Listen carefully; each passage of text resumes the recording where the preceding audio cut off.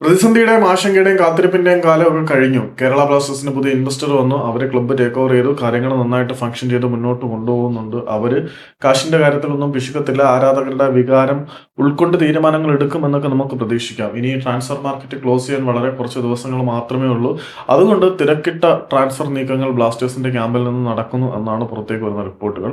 Offside അഡ്ഡയുടെ ഏറ്റവും പുതിയ report അനുസരിച്ച് കേരള ബ്ലാസ്റ്റേഴ്സ് ഒരു സ്പാനിഷ് മധ്യനിര താരത്തിനെ തങ്ങളുടെ കൂടാരത്തിലേക്ക് കൊണ്ടുവരുവാനുള്ള ചർച്ചകൾ ആരംഭിച്ചിട്ടുണ്ട്. ഇതുവരെയും ഒരു ഫൈനൽ കോൺക്രീറ്റ് എഗ്രിമെന്റ് പരിപാടിയിലേക്കൊന്നും വന്നിട്ടില്ലെങ്കിൽ പോലും താരവുമായി ബന്ധപ്പെട്ട ആളുകളുമായിട്ട് കേരള ബ്ലാസ്റ്റേഴ്സിന്റെ അധികൃതരുടെ ചർച്ചകൾ തുടങ്ങിയെന്നാണ് അറിയുന്നത്. ഹ്യൂഗോ ഡയസ് എന്ന താരത്തിനെ കൊണ്ടുവരാനാണ് ആഗ്രഹിക്കുന്നത്. ഹ്യൂഗോ ഡയസിനെ ഇന്ത്യൻ ഫുട്ബോൾ ആരാധകർക്ക് അധികം പറഞ്ഞു പിടിപ്പിക്കേണ്ട കാര്യം ഉണ്ട് എന്ന് എനിക്ക് തോന്നുന്നില്ല. നമ്മുടെ ഡയമണ്ട് ഹാർബർ എഫ്സിക്ക് വേണ്ടിയിട്ടൊക്കെ ഇന്ത്യൻ ഫുട്ബോളിൽ അത്യാവശ്യം വളരെ മികച്ച പ്രകടനം കാഴ്ചവെച്ച താരമാണ് Hugo Diaz.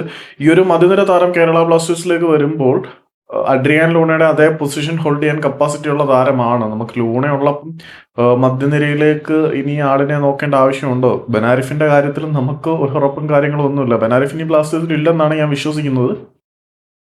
Okay, Adrian Luna ആ ഒരു പൊസിഷനിൽ കളിക്കാനുള്ളപ്പം പുതുതായിട്ട് ലൂണയുടെ ബാക്കപ്പായിട്ടാണോ ഹ്യൂഗോ ഡയസിനെ കൊണ്ടുവരുന്നത് എന്താണെന്നൊന്നും അറിയില്ല. ഏതായാലും ഹ്യൂഗോ ഡയസ് ബ്ലാസ്റ്റേഴ്സിലേക്ക് വരും എന്ന തരത്തിലുള്ള വാർത്തകൾ പുറത്തേക്ക് വരുന്നതായിട്ട് ഓഫ് സൈഡ് അഡ്ഡ റിപ്പോർട്ട് ചെയ്തിട്ടുണ്ട്.